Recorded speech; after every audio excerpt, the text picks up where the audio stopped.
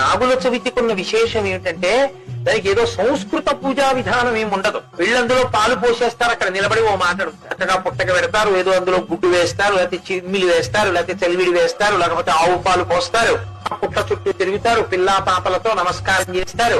పావుని పూజ చేసేటప్పుడు ప్రకటనంగా ఒక మాట అడుగుతారు పుట్ట దగ్గర నిలబడి.